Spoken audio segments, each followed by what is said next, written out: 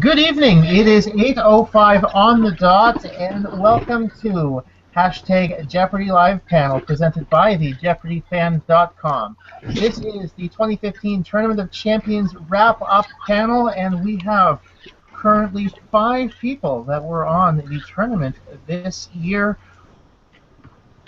So I will get right into introducing them. First up, we have...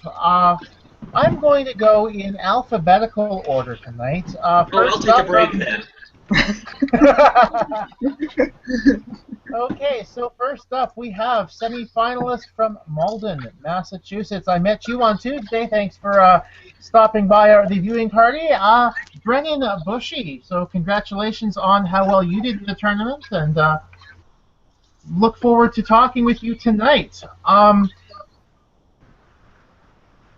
Next up, we've got a finalist. She finished 3rd in the tournament, Kerry Greene. Thanks for joining us. 3rd on our panel tonight, we've got Kristin Sausville, just coming back from Kerry's viewing party. It was so much fun. Also tonight on our panel, John Schultz, who had to deal with Kristin. Yes, and had to deal with the middle buzzer twice. I'll get to ask you about that one. That'll be fun. And finally, Vaughn Winchell, another player who had to deal with the Alex Jacob juggernaut.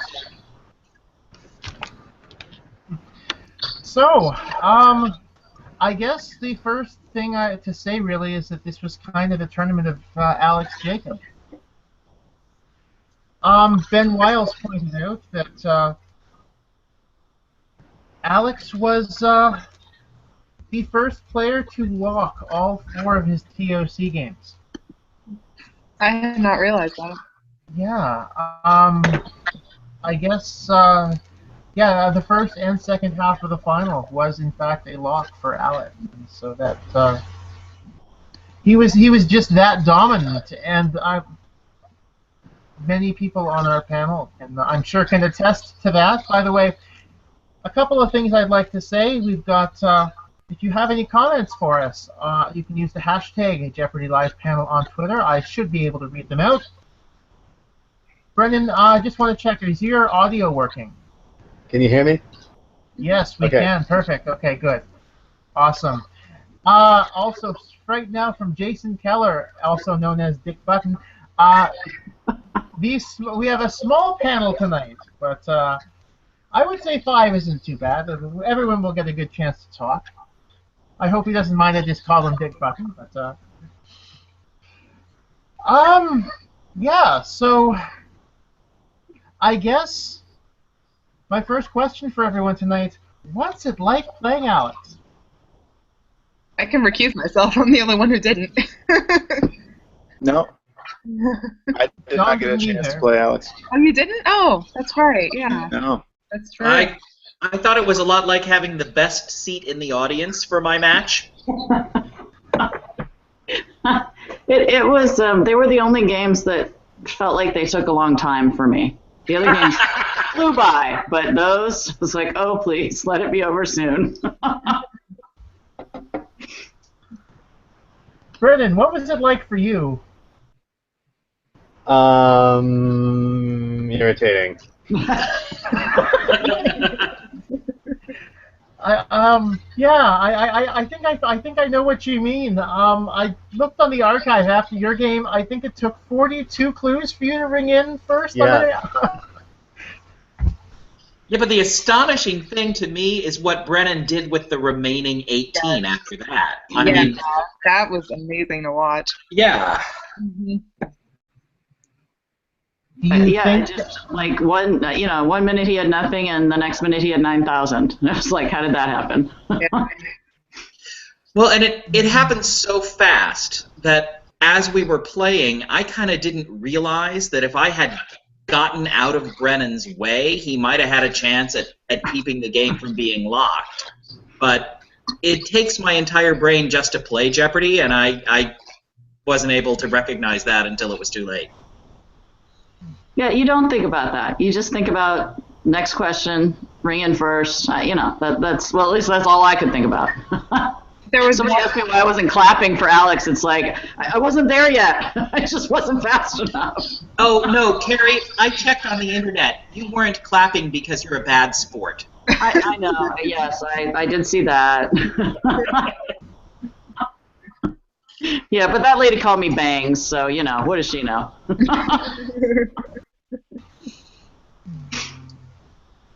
Yeah, I think they said in the 2011 tournament, the semifinal that had Roger Craig and June Pak and Mark Rumswald, and somebody pointed out later that oh, what was it? I think if somebody rang in on the last clue and that prevented the second player from breaking Roger's lock or something, and it's like, no, you don't think about those things at the time, you know? Yeah. And exactly, you don't think about it. All you are conditioned to do is, ring in and give the answer as best you can. And I mean, I think a couple people mentioned that like a while back in the Ultimate Tournament as well. A couple of those situations happened where people, the third player rang in and it kept second player from I think Alex has a whole lot more situational awareness when he's playing than I do. I think I can agree with that. I mean, he looks to me like he is just constantly running the numbers, and I am constantly trying to remember where I need to be looking.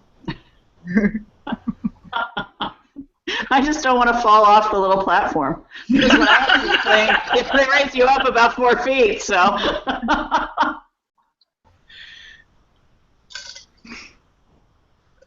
So, my next question, I guess, obviously Alex has the buzzer kind of mastered, I would say.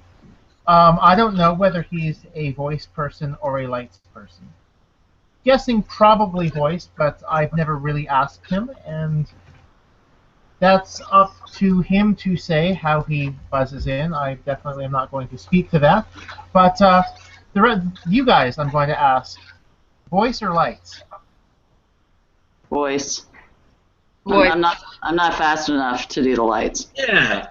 I'm 51 years old. If I use the lights, I'm just sending myself home. Yeah, I didn't play video games as a kid, so voice.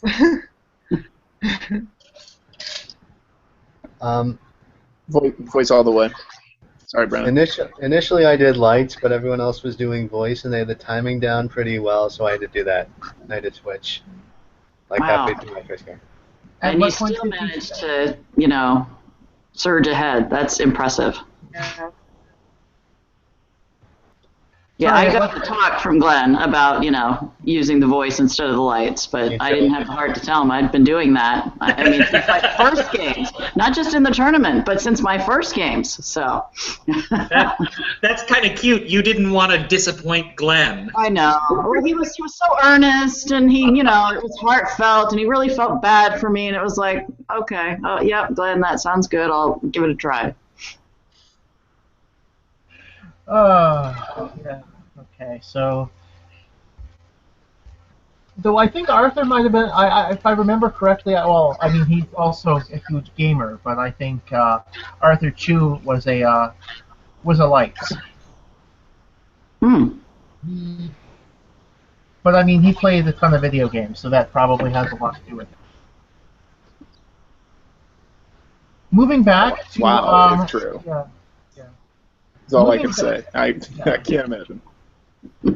Moving back to our comment, or the comment about third place jumping in on second, Jason Keller points out, as in his TOC semifinal, first player may have gotten it anyway. So that is another thing to keep in mind.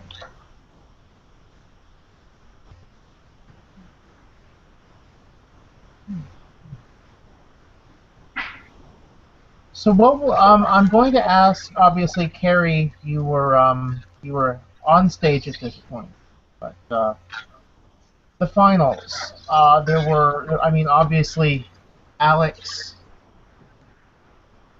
went. I think he went through daily double 3 times in the final. That sounds about right. Yeah. It just, it was clear that he had the same strategy every game, and, he just, it all fell into place for him. He just managed to always be there on the buzzer, And if he didn't know it, none of us knew it. Yeah, I've said this on the J board, but I think Alex was a dramatically better player in the tournament than he had been in the spring when he was really very good. But his timing on the buzzer and the amount of stuff he knows, there was just no way I could compete with either of those.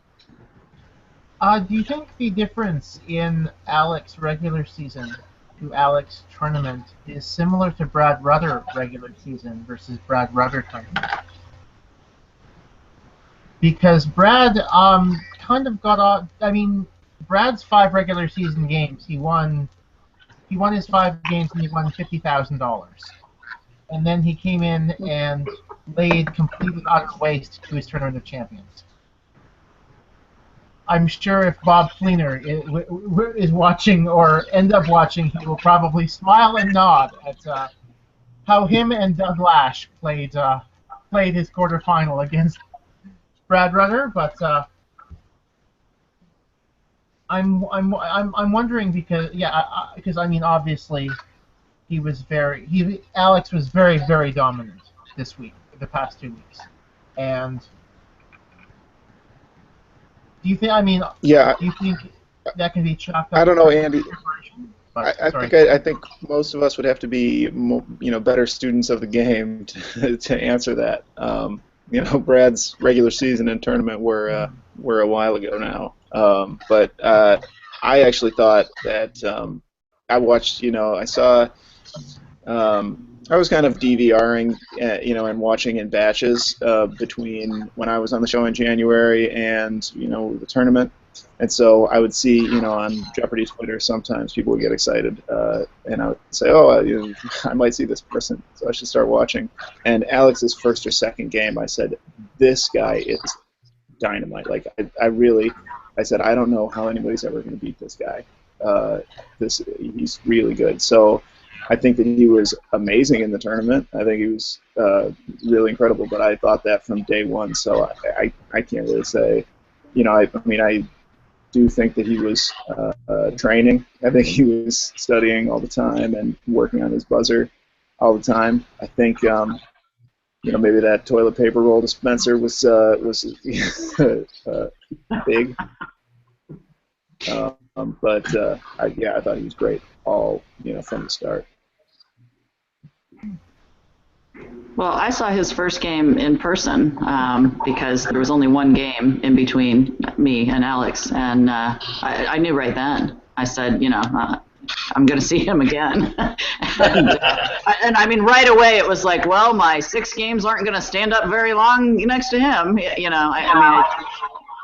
That game was like, it was like something I had not seen in years. So, Yeah, I think kind of up against Alex, the best you could hope for is to be standing next to him when he loses, and he didn't lose those 2 weeks. Mm-hmm. Yeah. Now, Brennan, did you see much of Alex's regular season run when you were? I didn't see all the games. I saw like the first 2. Okay. What was your impression of him? I'd rather not say.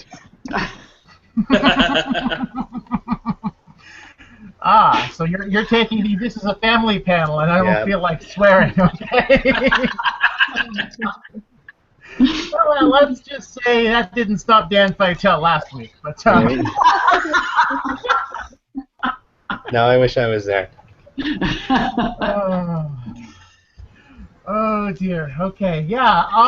I guess this is probably the good spot to ask the question I hinted at in my Twitter preview. Where would you rank Alex Jacob all time?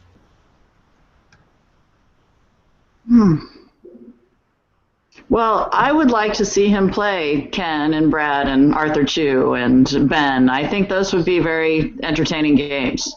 I mean, I was surprised at the result against Matt. I thought Matt would be much more even with him because of the speed and just the breadth of knowledge. Clearly they were both better than me as far as both speed and what they knew. And he just powered past Matt. So who knows what he'd do against Arthur or, I just think that it could be really, really interesting.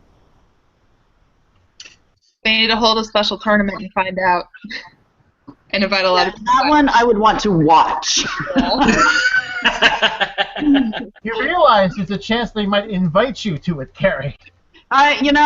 People have said that, but I would have very mixed feelings about that. As I had mixed feelings about, winning the semi. It was like, yay, I won, and then, I'm probably going to have to play Matt and Alex, and I sort of Kerry, might want you to sit didn't out have there.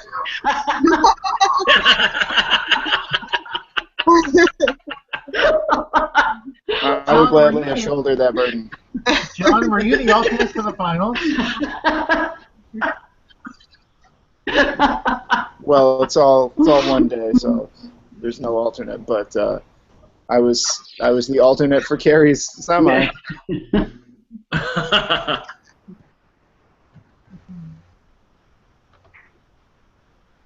I think that Alex is probably right up there with the best ever. I think that he's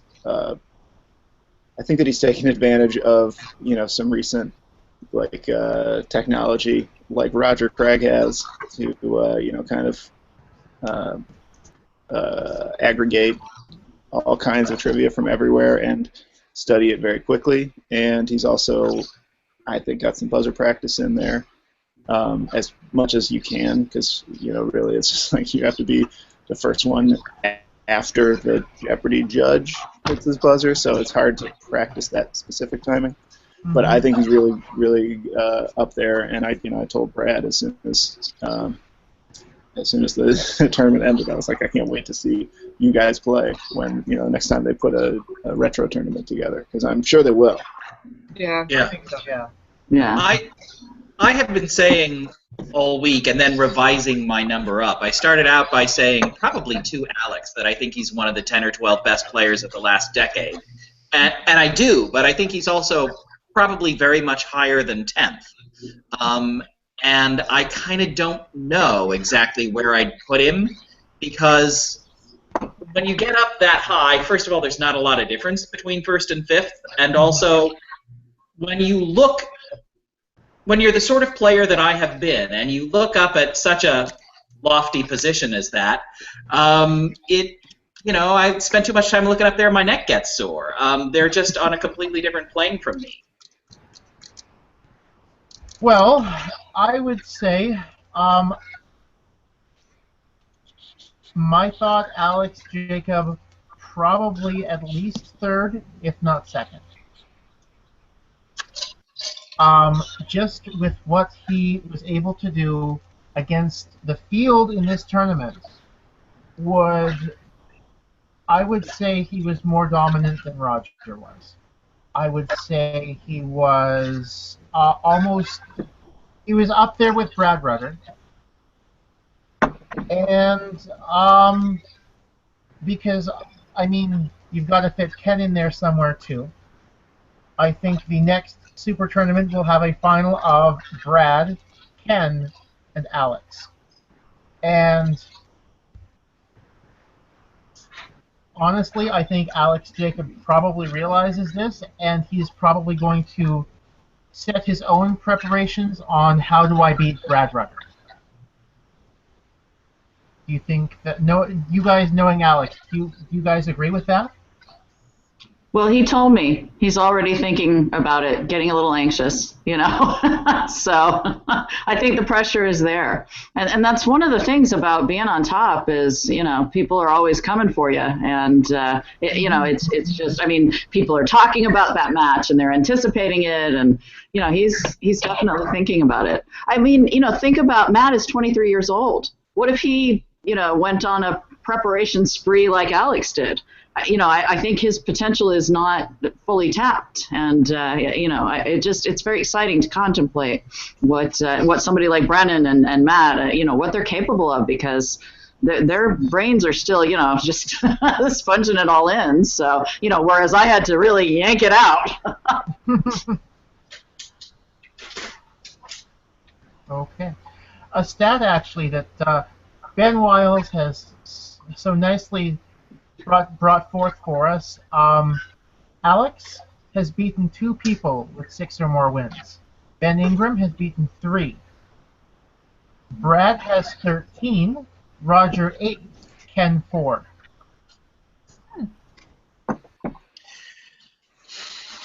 Is that... I don't know what to make of that statistic, though. I mean, this was not a season with a whole lot of very big winners in it. We didn't offer Alex the opportunity to beat that many mega champions, because I certainly wanted to beat Elliot, but I didn't. So, it's not Alex's fault I wasn't a 6-time champion. That's a very interesting point. And I'm sure Brennan feels the same way. It's not Alex's fault that Brennan didn't win more than 5.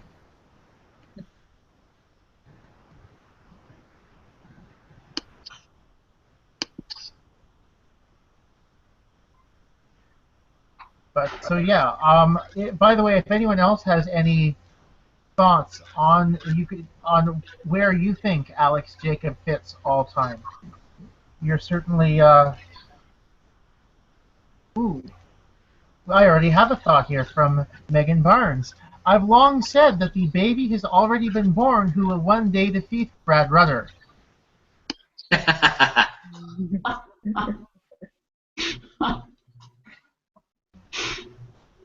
This could be a great, fantasy novel.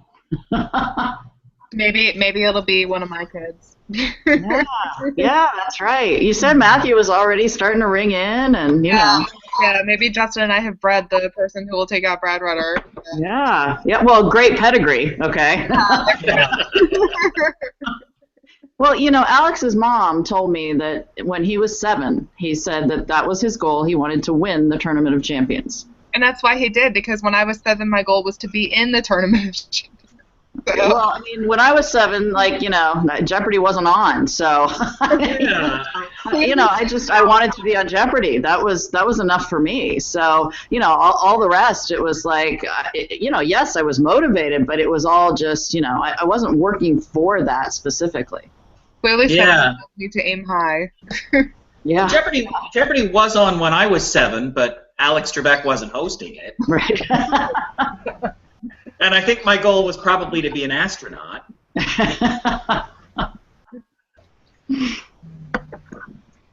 What about you, Brennan? Because you're young and it's been on the whole time, like all your life. And when did you start thinking I'm going to be a Jeopardy champion? Well, I started watching with my mom when I was in the 3rd grade, probably. Mm-hmm. It was always something that I considered. It wasn't something I actively worked for until high school when I was on the quiz team. And in high school, I auditioned for the teen tournament, but I didn't get picked, obviously. But now I'm glad that I did. Right, yeah. Yeah, your money ahead. It worked out.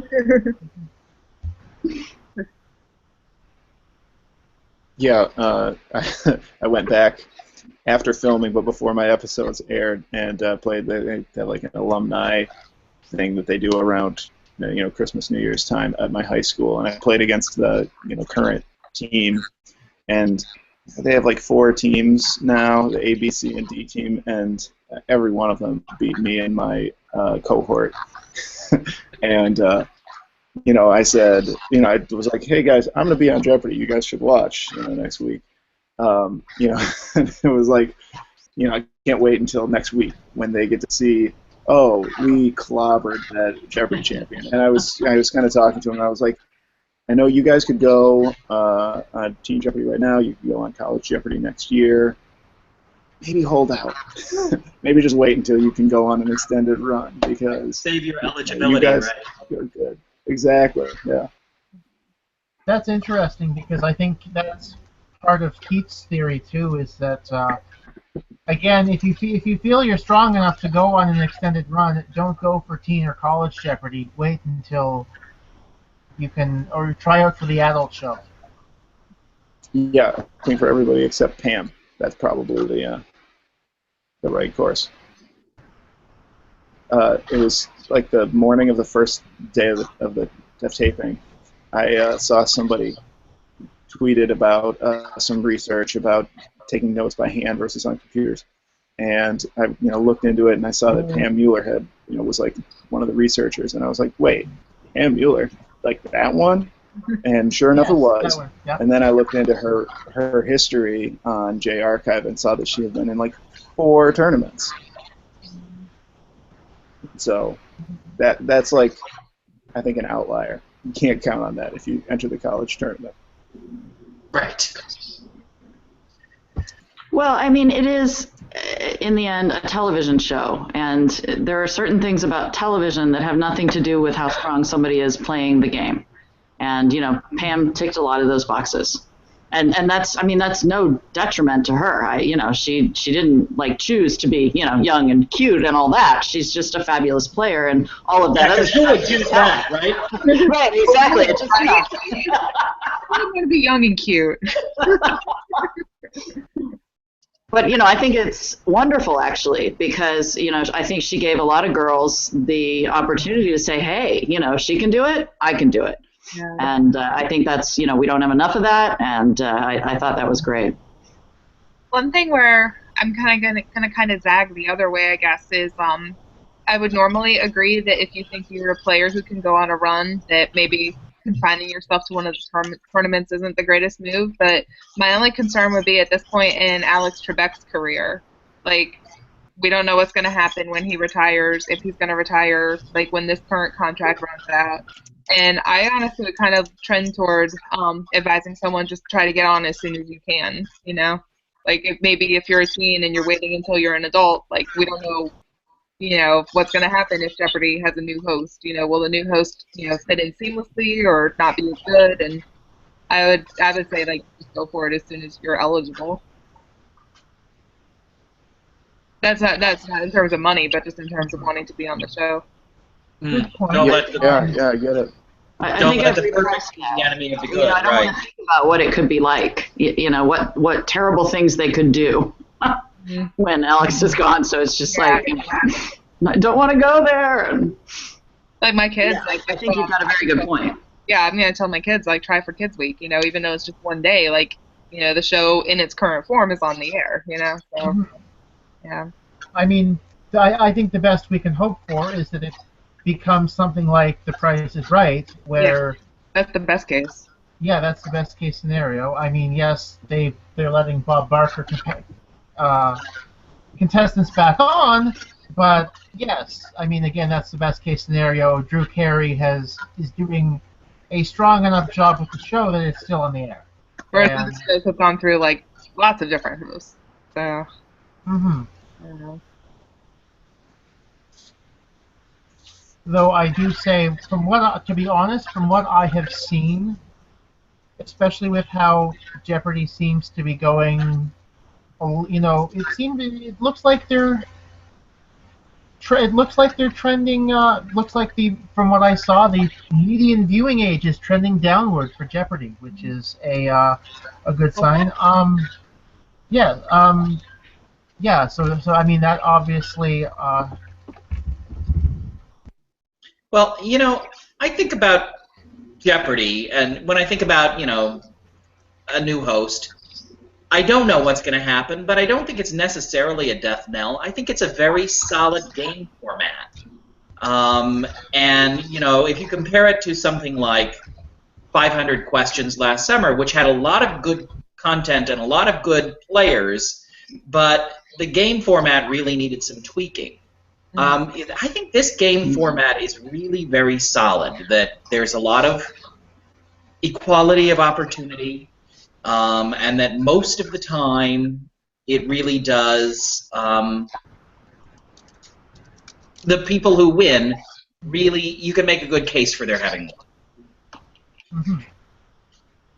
So I hope it'll be okay, and I hope they won't have to like put in physical challenges and stuff just to keep. I think the brand is really strong right now. Their new website and social media presence and everything, and all the interesting situations and contestants from Kristin from your final Jeopardy to Matt and Alex and Jenny Fear. Everything that's going on this year.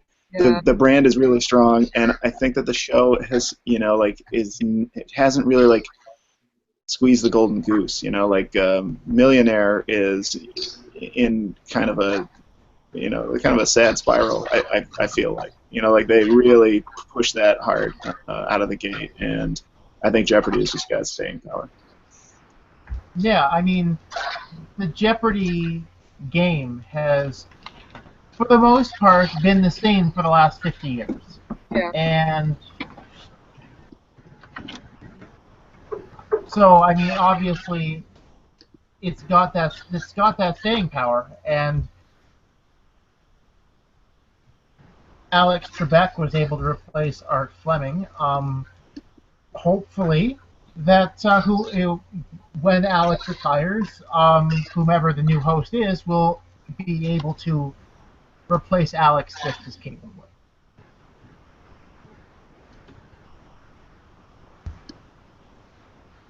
A couple of comments on the hashtag at this point. Ben Wiles has said, Matt Jackson is your Brad Rutter parallel. He's only going to get better over the next decade and a half. And from Jennifer Morrow, I have never lived in a world without Alex Trebek hosted Jeopardy. I dread that world. And fun fact from Ben Ingram, he didn't post this on the hashtag, but he mentioned this to me shortly before the final started. He believes that Alex Jacob is the first Tournament of Champions winner not to have known a world without Alex Trebek hosted Jeopardy. Hmm. What about Ben? I think Ben's a couple of years older than we think he is. Oh. I think Ben is probably around my age. I want to see everybody's birth certificate. Ben, time to see the birth certificate, I guess. Jay birthers are after you. Jay birthers.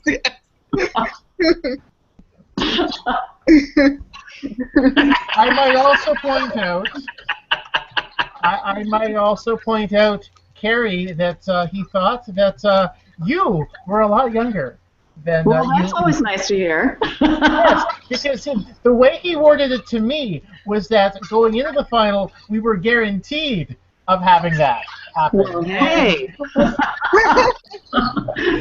Yeah, by quite a few years then.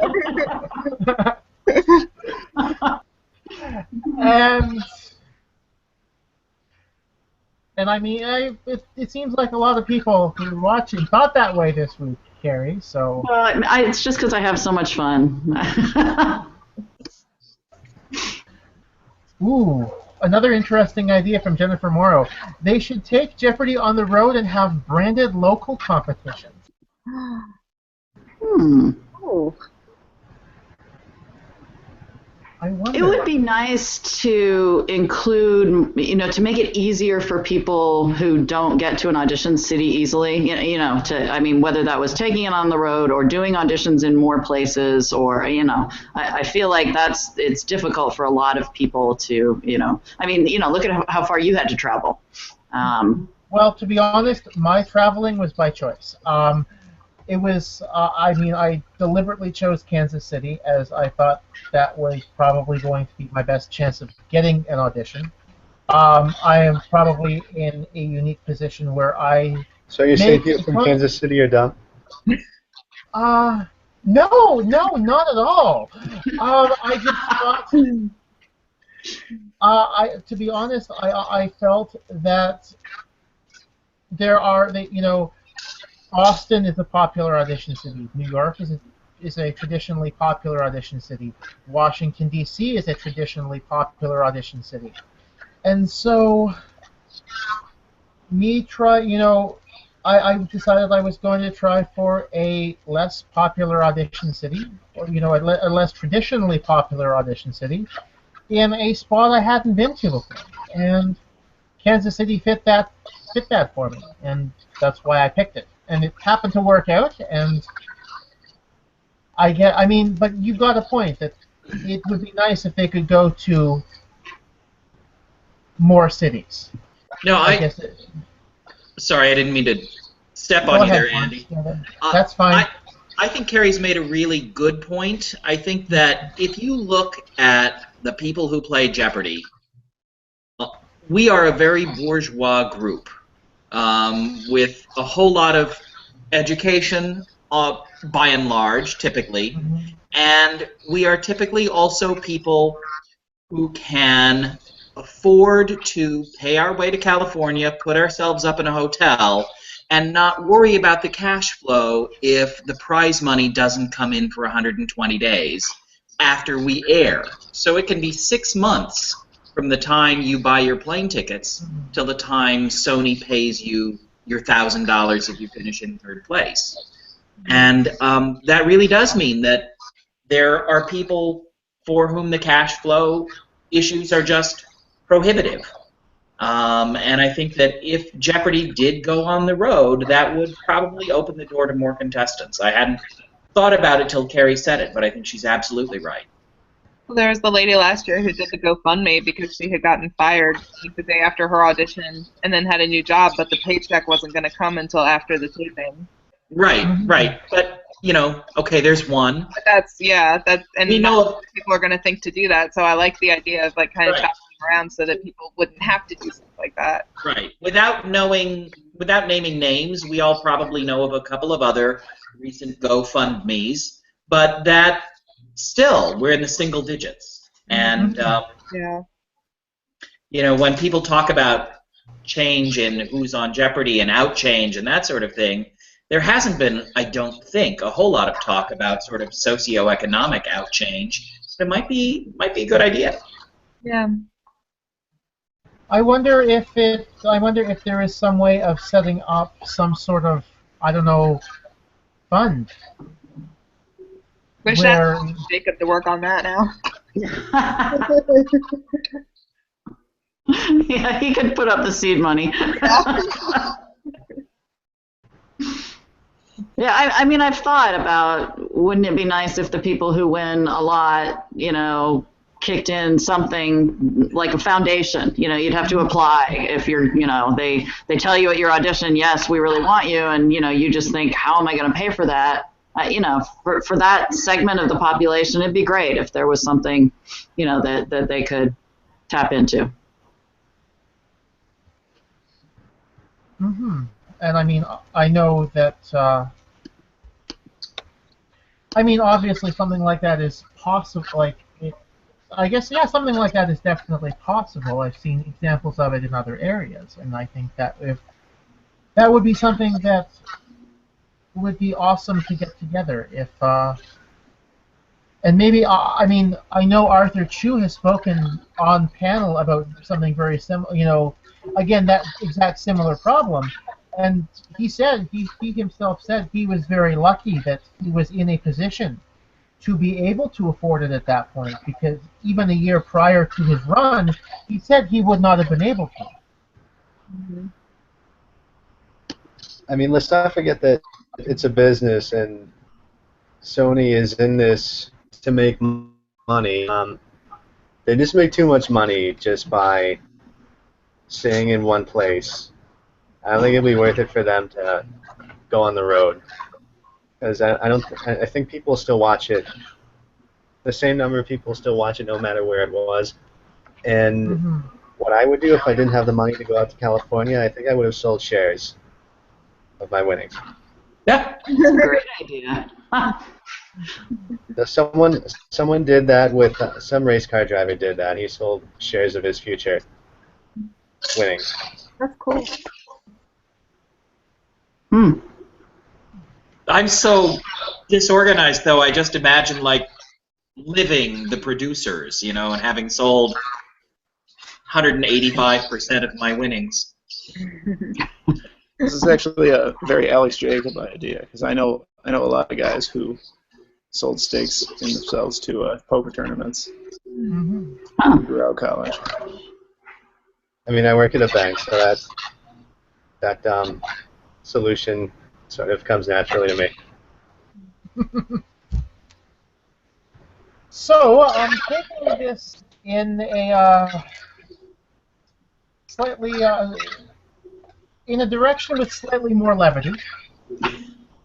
A couple of things. I think we can get back to this in a little bit if we want, especially if some people come in onto the hashtag with some ideas. But a couple of things I want to point out. One, inspired by all the stuff I'm wearing tonight, my Entourage hat, fan of Dan, I followed Mike Duvall, Team Kerry shirt. Do you guys hope that future TOC classes will kind of take this swag ball and kind of run with it? I was unprepared. I didn't know that this was going to happen. Next time. I'm with Brennan. I kind of feel like I guess I didn't feel, this is a trend with me, but I didn't really feel like I have this sense of non-self-promotion, and so like I'm very like sheepish about things. We had a watch party for our semifinal game at the bar where I played trivia throughout college here in Ann Arbor, and when we showed up an hour early, I took the hostess aside and said, we'd like to watch in there's like a party room where they normally open it up for pub trivia on Monday nights, and I said, we'd like to open the Celtic room an hour early and watch Jeopardy. So if they could put the sound on and turn the channel to Jeopardy in there, that would be great. I did not mention that I was on Jeopardy. I was like in trouble. Like I was just like weirding out the hostess until the bartender was like, "That's the guy. That guy's on Jeopardy. We got to take care of him." And I was like, "Oh, thank God," because I was, I just couldn't walk up and be like, "I'm on Jeopardy. Let us watch me." So I really hope that, seeing it everywhere and, the picture of Alex holding up the Vaughn hat, which is epic, I hope that stuff tells people this is okay, go for it, have fun, and do your thing. Because, I didn't want to, step outside of my lane, and I hope people feel comfortable, this is your lane next, in the future. There was only one person in the tournament who had flag, and I think it just didn't even cross his mind that it was a thing that people were going to be doing, and I am sad about that. But oh well, I didn't really do it myself. Well, Go ahead. If you're the only person who does it, you look arrogant. But it's like a prisoner's dilemma game theory sort of thing. Do I bring my swag or not? Yeah, I think that's probably true. We had no intention of making hats when we went to California. Celia my wife, had coined the term Vontourage for a Facebook group that was just to coordinate all the people who were going to be coming to Jeopardy. I have family in Southern California. My sister was coming from Wisconsin. My sister was coming from Northern California. And she just called it Vontourage. And then, we said, oh, actually, that'd be a really funny hashtag. I wonder if we could get that going. And we were on the Universal Walk in LA and talking about the Team Kerry t-shirts. When once again, Celia said, we should get something. We should get, I don't know, Dan's got buttons, we should get lanyards, and we were walking past a store, and she said, caps. Can we get them to look like the cap they give you when you lose Jeopardy? And that's where that came from. Yeah, well, Kristin actually gave me the idea for the t-shirt, because she mentioned that Buddy Wright had T-shirts in Justin's tournament, and I was like, T-shirts, that's a great idea. I'm going to have 6, 7 people. This is a way to make them feel like part of a club, and my father-in-law was coming. He hadn't come the first time. My parents. I wanted them to have something to, so they could walk around and feel proud. And then I picked the color because it's like, well, if they're going to wear them, they might as well get noticed. So, but I had no idea it was going to just turn into. Oh, really? What color were they? I didn't. Don't worry, I have yours. It will be in the next Tuesday. Oh, under blue LED lights, it turns out. They do. They glow like something from another planet.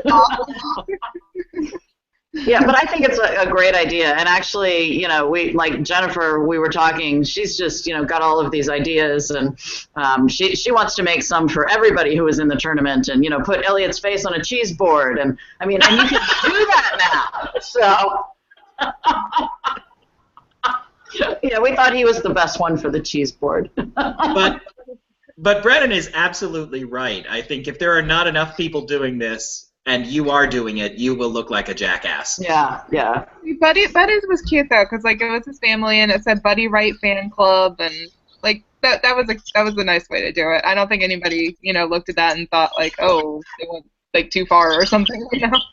An example. Well, I guess maybe the whole thing kind of kept feeding on itself, and we were all tweeting Team Kerry and Vontourage and Fan of Dan, and then Team Jacob, and I think, we kind of, it grew. But if you tried to do that kind of promotion on your own, I think that would look a little self-aggrandizing. I thought it brought everybody together. It was one of the ways that we sort of all, it's like, oh, here, you have a Mike Duvall pin, and I thought that was fun. And people who couldn't be there but wanted to be, it was nice to give them a hat, or that was great. Mm-hmm. Yeah, although I will say for contestants in future tournaments, the hats are expensive. Got a lot of money tied up in hats. You gotta start selling them now. Yeah, there may or may not be a Shopify store starting at the JeopardyFan.com in the near future. Well, get the cheese boards. I'm sure they're going to be the next best thing. So, everybody's going to want a cheese board. Did anyone actually tell Elliot about the cheese board idea? No, not yet. Well, you did now. Yeah, he's going to find out now. You could do stuff like relating to people's jobs. You could have on Twitter right now, Kerry. Sorry, Kristin. Okay, so I'm just going to read out some tweets here from the hashtag. Let's see here. The H-bomb, Harvey Silikovitz. I think Alex and Roger are similar. Main differences, Alex is better on the buzzer. Roger has a deeper knowledge base. I place Alex in the top 5 just based on what he's done so far, but Alex versus Rudder on the buzzer would be very interesting. Also from Harvey, Jeopardy is a strong franchise that's really embedded in the pop culture and will survive the departure of Trebek. Along the lines of the physical challenges, from what Vaughn was saying, this one from Ben Wiles, Daily Double Dare. Yes, I already responded to that. Ben, that was hilarious. Ben is a lot older. This one from Megan Barnes. Ben is a lot older than you think because he has at least 3 birthdays a year. To be honest, I'm sure it's just an excuse for him to drink.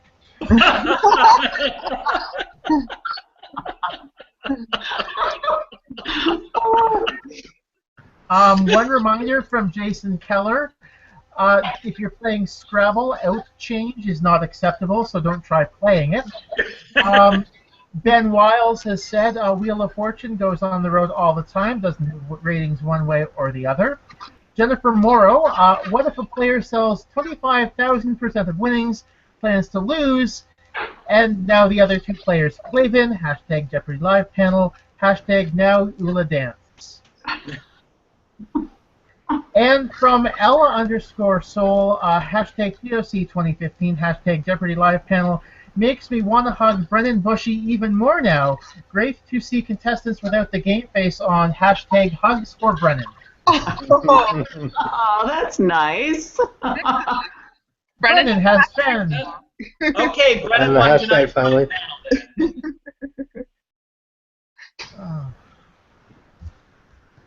So, for you guys who are on the panel tonight, was there anything you guys wanted to say on air on the actual show but didn't get the chance to? Yes.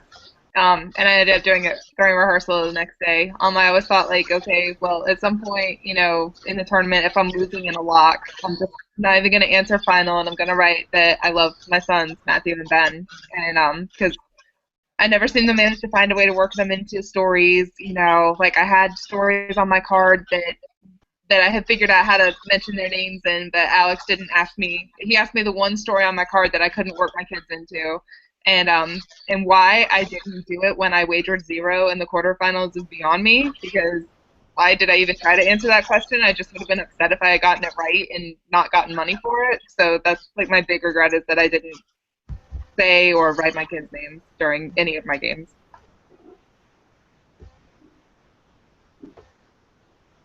What about the rest of you? I want to say, what is a leave? Seriously, I do want to say that I put this on my Facebook, so you probably actually already read it, but I owe a tremendous debt of gratitude to my wife Celia, who has really she quibbled with my saying she was my indefatigable coach. She said, no, it made me sleepy every night. But she really has indulged me a great deal and helped me a great deal, and none of this would have been possible without her.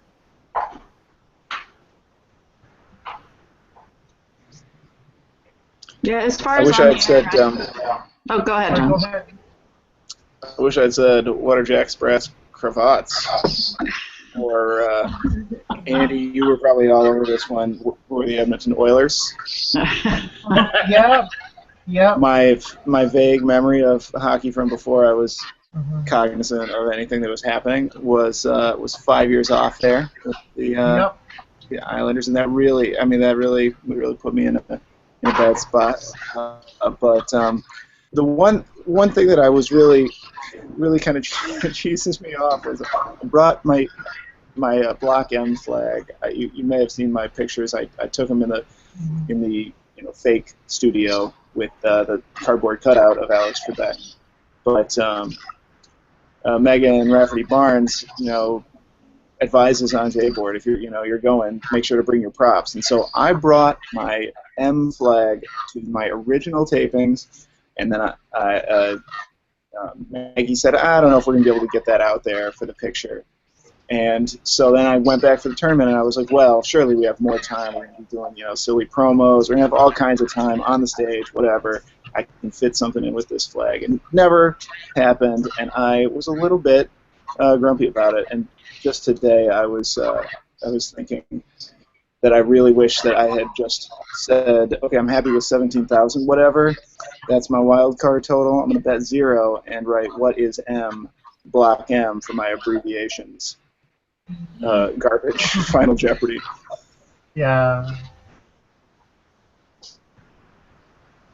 Anything for you, Brennan? I mean, I told my sisters that I was going to tell a story about them next time because during my initial run, I was pretty much out of stories. My life just isn't that interesting. But Alex never started that topic. I think, Kerry, you were in a position where Alex basically gave you free rein to talk about anything you wanted, so... Well, and you know, that was another opportunity to talk about CASA, and that's really why I've been comfortable with the self-promotion. That's not who I am personally, but it gave me a forum to talk about an organization that means a lot to me and that needs publicity because most people have never heard of it. And so, you know, that was great because, you know, like every time, every game, it was like, I can't really work that in here. And, you know, here I am again, this national forum. So that was very satisfying. And, you know, my family was there. So I felt like, you know, I don't really have to say anything on the air because they're sitting in the audience and they've had their picture taken. They signed releases. They're going to be tweeted out by Jeopardy. And, you know, so it was great that I had that opportunity.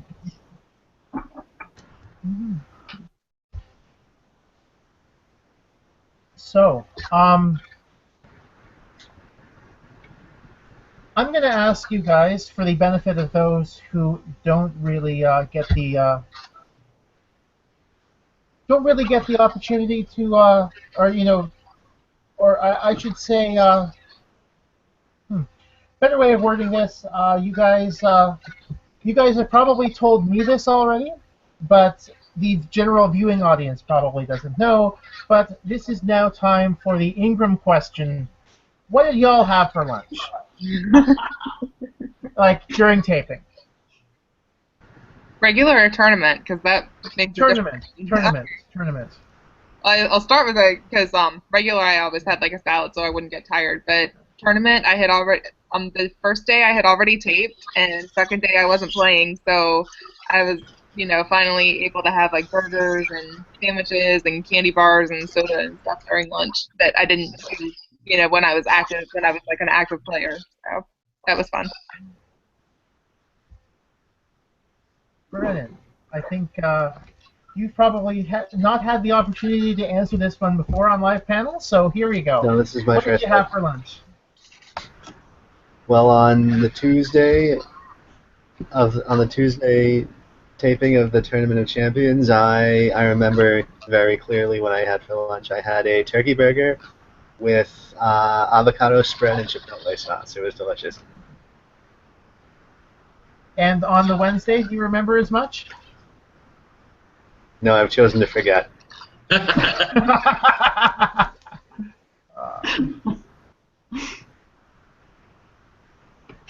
How was the pre-finals lunch discussion? Kerry. Kerry, yeah. Oh, okay. It was. With you, Alex, and Matt. So. Yeah, it was quiet. The only funny moment was when you know, because Alex, he got some sandwich or burrito or something, you know, big and manly, and he took 3 bites and then it sat there, and that had happened in our first taping, and I didn't know who he was. I didn't know there was any, you know, strategy to it, and I was worried about him. I thought he was going to, you know, faint because he wasn't eating lunch. So I asked him that time, I said, "Are you nervous?" You know, I was really worried about him. And so this time when he ate his 3 bites and he stopped eating, I just looked at him. It's like, yeah, I remember.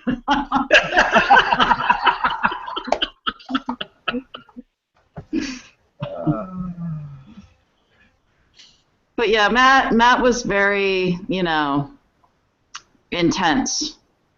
And a lot of adrenaline. You know, he like couldn't sit still and just raring to go. And now, what was the reaction from the audience? Because in terms of all the big bets on the daily doubles, how were you guys feeling in the audience watching that? Were you expecting to see stuff like that, or was it still unexpected when it actually happened? It's interesting. I tweeted the other day during the final. You know, we should have expected it when Alex went true daily double with, like, you know, I don't know what, $14,000-$15,000. But you could still hear us gasp, and I remember that moment. It was like, wow, he's doing the thing.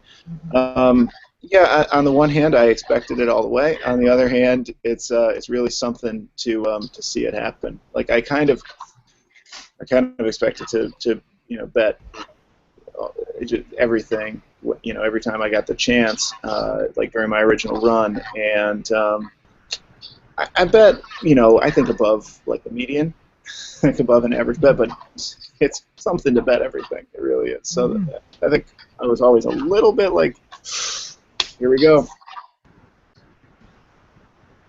Yeah, I know. I gasped at that 15,400 or whatever it was. I didn't expect that one, although you're right. I mean, it's, once again, because even when I'm not playing, I'm not as aware of the game situation as Alex is when he is playing. It was the right move. I mean, it was a good category, and he had a chance to really put everybody else at a tremendous disadvantage, and he wasn't going to be significantly harmed relative to Kerry or Matt if he missed it. It was absolutely the right play, but yeah, I was part of that gasp.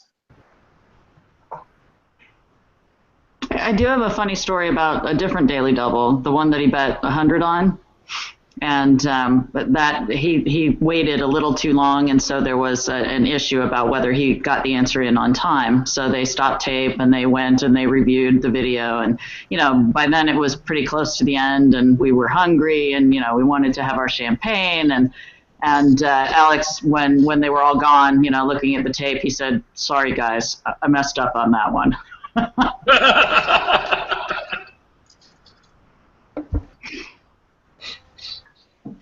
So obviously he was a deliberate ploy then to take as much time as possible. Well, it was just so useless at that point because I mean everybody knew, and yeah.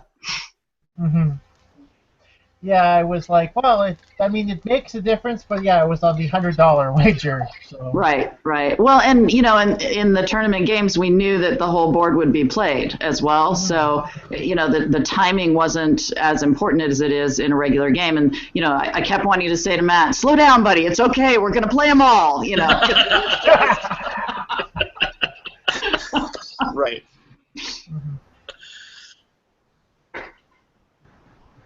Yeah, that was one thing I know my dad even mentioned to me, that was that we got through all the clues every single time these past 2 weeks.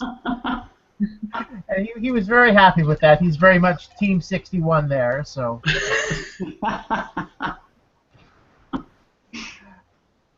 Before I move on,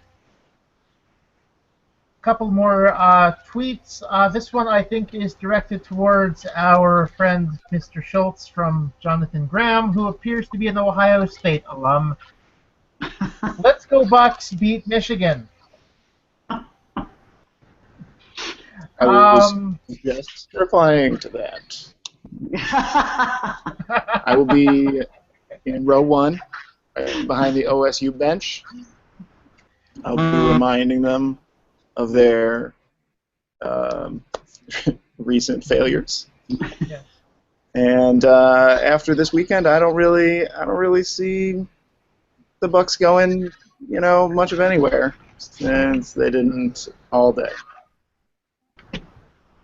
And also from Jennifer Morrow, shout out to Brennan Bushee, # Team Turkey Burger. The lunch of champions. Yeah, apparently, yes. So, John, you want to tell the live panel viewers about the middle buzzer? Well, yeah, but I will continue to say that maybe Brennan should tell everybody about the middle buzzer, because I didn't do anything out of the ordinary. All I did was I just buzzed the buzzer. I just hit the plunger, let it up, normal. I didn't do any special, torque. It was a normal buzzing procedure. I'm joking, Brennan. I don't blame you at all, but normal buzzing procedure. I didn't do anything that I hadn't done in 6 games before. Yeah, about 8 to 10 questions in there. The button part, the plastic part on the top of the buzzer, just popped right off as I let up on the buzzer. I guess I was probably like hammering it like Maggie tells you to, and then as soon as Matt got in and I could see that he was in, I must have moved my thumb out of the way, let go, and then at that point it sprung out, and when they replayed the tape so they could see like where to stop and like restart everything and start with the replacement questions, I could hear the thing hitting the stage as they replayed the tape. So I'd like to go back. My watch party was a little bit boisterous, but I'd like to go back and see if you can actually hear that plastic hitting stage on the tape. But yeah, my buzzer fell apart. I had it just with just a metal ring on the top, like kind of depressed inside of the thing, and I was just trying to push that down, but you're not supposed to use both hands on the buzzer, so I was trying to push it down with my thumb for like 2 questions. I think I was kind of holding it up like, I assume there's a camera on me at all times, somebody should see that, and after 2 questions and no success, I was like, well, I should get that piece back and, see if I can jury rig this buzzer back together. So as soon as I ducked down behind the podium and like grabbed the the button from like Matt's feet area, John Lauderdale, kind of noticed that they were missing a contestant for a few seconds there, and he said, "We gotta stop. What's going on here?" You missed a great opportunity to take a souvenir from the set. You could like put the button in your pocket. That's true. They did bring a replacement buzzer, so I could have just said, "Oh, I don't know what happened to that." But I didn't know. Like nobody saw me hold up my buzzer way up in the air as though to say, "Help!" And so I didn't know, if they were going to go back or what. In retrospect, I was, I think we all, the whole show lucked out because if we'd done one more Veterans Day question, I think they might have had to throw out the whole Eric Stone Street category because we burned, the 6th clue already. They had to go back and replace one of those, and then they, fortunately, I think we switched categories after one, and so we burned 1 6th question from each category, and that was as far as it had to go. But yeah, I was feeling a little bit helpless there for a while, and Harry came out and talked to all of us and made sure that everything was okay. I will say that Matt took it harder than I did. He was having a real, like kind of hard time, it seemed, adjusting to, like the whole delay, and he was concerned about the Daily Double being reshuffled, like it might end up in one of the question slots that had already been called, and everybody was like, well, no, it's nobody picked a Daily Double, so we don't have to reshuffle them. And he was pretty concerned about the whole procedure of everything, and I just was glad that I got a chance at those questions. It made me wonder, like, what on earth would they have done if they hadn't been able to fix it? Oh, the buzzer? They have more. They got spare parts. But unfortunately, I feel like we pretty much became late for lunch like right then, and I think that that might have upset certain personalities on the stage. And Harry certainly worked very hard that day. I mean, there was the buzzer fiasco the same day as the Jennifer Giles nag. I mean, it was. So I think that's why the Jennifer Giles nag happened, was because Alex was late for lunch. He was like, I'm not putting up with these people anymore. So I think they cut the first few seconds of our post-show, chat, because I immediately apologized, and I don't know if he knew what I was talking about, because he just said, "No, you guys had a great game." I mean, I forget my name. Sorry, Brennan? Yes, I had that buzzer in the previous game, and I think I may have broken it with my fantastic grip strength. I've been doing a lot of pull-ups recently, so that may have been my fault. It seems to have been fixed by the finals, though. Yeah. Yeah. Yeah, there didn't seem to be anything wrong with the buzzer Thursday and Friday. Merciful God, I hope it was fixed by the finals. If that was Alex playing with a broken buzzer. I mean, apparently it was broken during the first round of the semifinal when I had it. Yes, clearly. That's my excuse. I'll vouch for you there. Mhm. So, does anyone have an? I'm sure some of you have been seeing the fake TOC 2015 hashtag. Do you guys have any favorite tweets from that? Well, now that Jennifer's been adding pictures for them.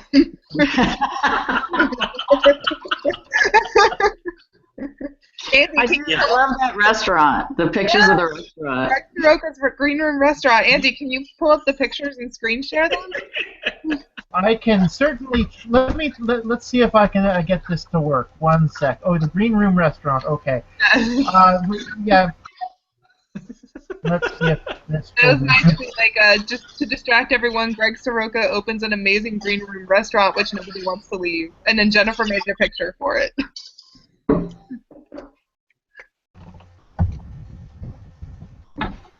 See how quickly it.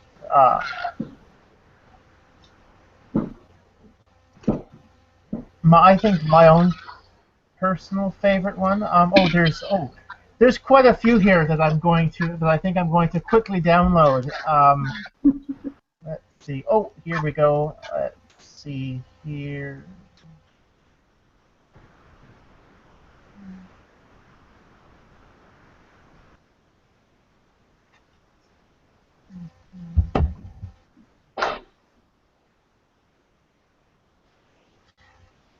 See, what else do I want to put forth? There's one where no, that wasn't on the fake hashtag, but here we go. Okay, where are we? Sorry. I think we may have a winner here. Open this. Okay, so here we go. Here is the. Here's the photograph of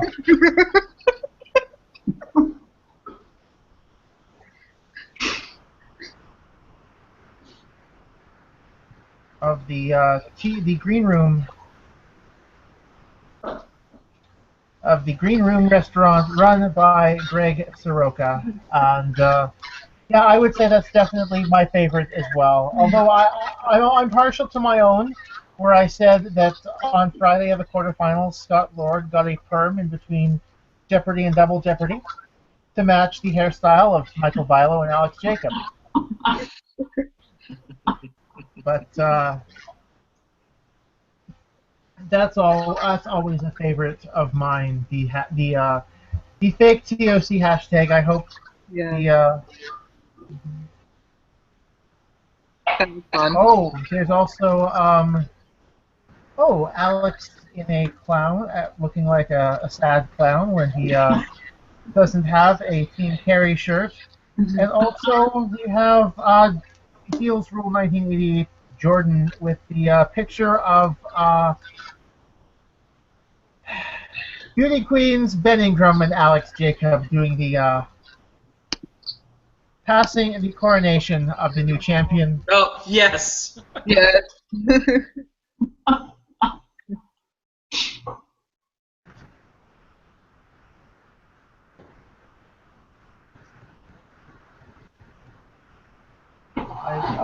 I should be able to hold. I'm going to put this one up as well because it is just as awesome.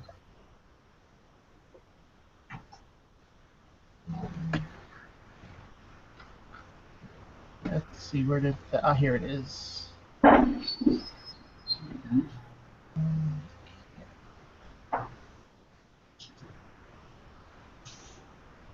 Once again, here we go. I'm sure Ben is just going to be thrilled when he finds out I put this on the panel, but however old or young he happens to be, but damn, look at those arms. Great hair. I mean, that is some serious hair. Yeah. I know. Damn strong, for sure. Oh, dear.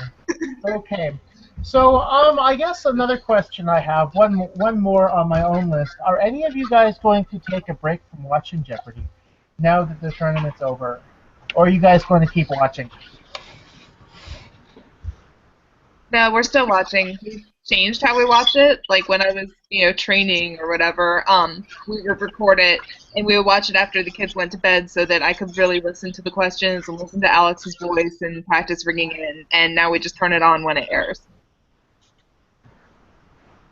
Yeah, we're definitely still watching, but yeah, I mean, we might miss a night and then watch it on DVR the next day. And but I took a break after my audition until I got the call, so I took a 19-month break. And yeah, I don't need to take a break now because things were, I was quite happy. The audition, I was just like, okay, I'm done. Clearly, they didn't like me, and we still watch Jeopardy at my house. Like Kerry and Kristin, we probably watch it with a little less sense of urgency. Well, you sit down now, right? Yeah. I do sit down now, yes, right. Right. In fact, I eat supper in front of Jeopardy. And I wasn't able to do that because I couldn't practice, the...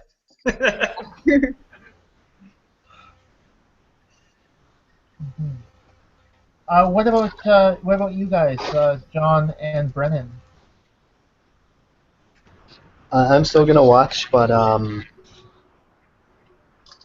if I miss an episode for any reason, I'm not gonna. I probably won't look up the questions on the J Archive like I did. I mean, I won't feel obligated to, at least, unless I'm really bored at work. If there is literally nothing to do, then maybe I will. What about you, John? We got a lot of back episodes of Jeopardy DVR'd right now.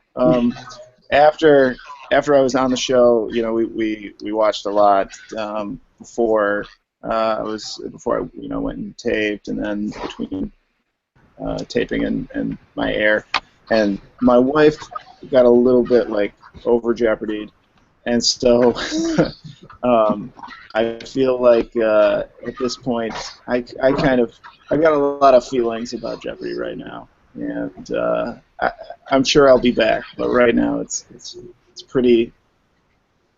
I don't know. It's tough. It's tough for me. I have some iPhone apps actually that I kind of want to share with the community. They're not really ready for prime time right now, and so I want to be involved in JBoard and Jeopardy.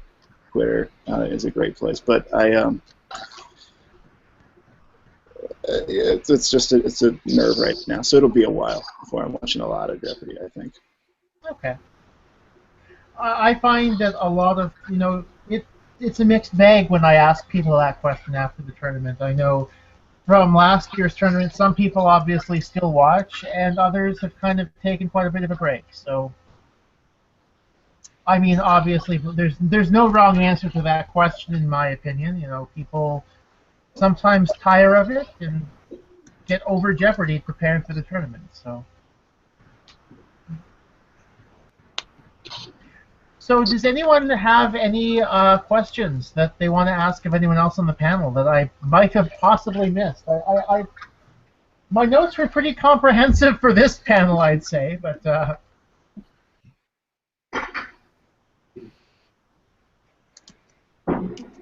No, oh, wow, Jennifer Morrow usually would have the cricket sound effects, I think, but...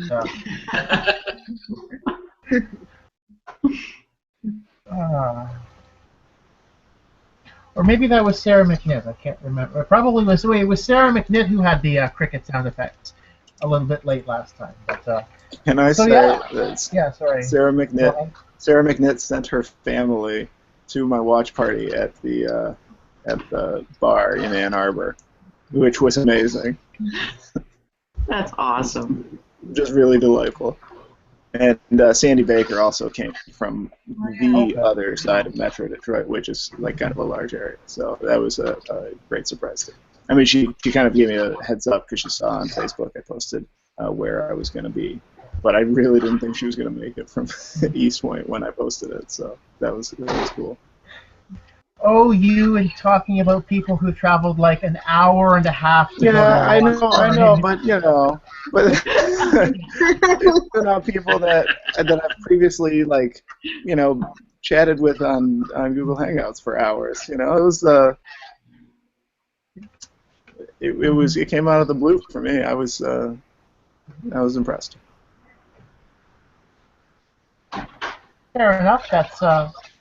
That's okay for me. Any other questions or things anyone wants to say at this point? Okay. Well, that brings to you. Sorry. Can I ask this here? Did everybody else get their stuff? Did you guys order the DVD? No. Or did they just send that? No, it just came. Did you not get yours? Yeah, I'm a little bit concerned about the address that Glenn has. I think I'm going to email him soon. Yeah, I would email Glenn. Yeah, email her. My pink sheet has the right address on it, but it's not where they sent the last check, so just make sure. The DVDs are new too, because Justin's year they didn't get them, so that was a nice surprise. But yeah, well, I was glad everybody got them because I thought it may have been because the episode was sort of preempted in Boston, so I was really happy that everybody got one, and I'm really psyched to have all the addresses so I can send Christmas cards. So. Well, I actually haven't put my DVD into anything yet, so for all I know, I have John's games. If I do, I guess I'll send it to you.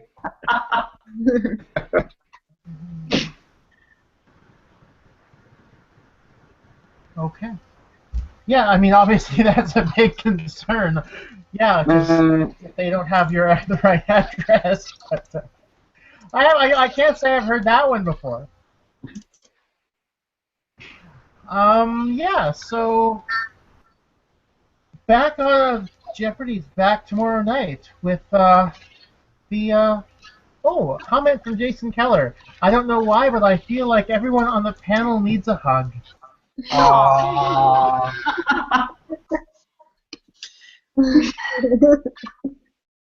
Well, it is sort of sad this week coming to an end, but I know it's kind of bittersweet because we're back to regular play on Monday.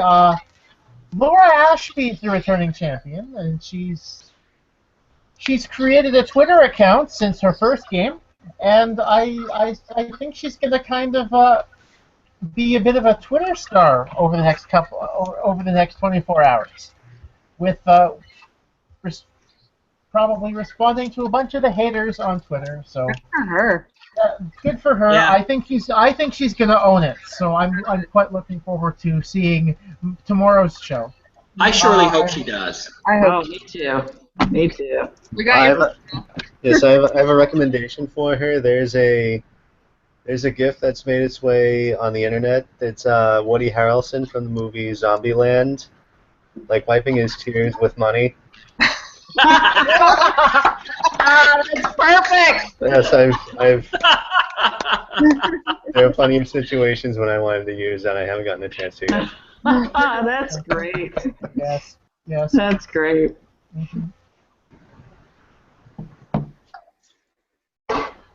Okay, so yes, I think that's the perfect moment to adjourn the live panel for this evening. I'd like to thank all of you guys. It was an absolute blast watching you guys in the tournament and everyone in the tournament the last couple of weeks.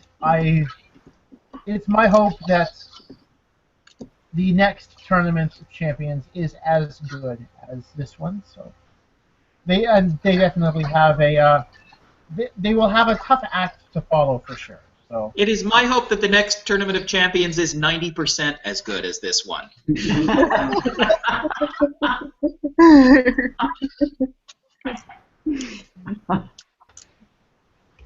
So for everyone here at the JeopardyFan.com and on Jeopardy Live panel, thanks to all of you who watched tonight, and also for those of you who sent in some tweets for us.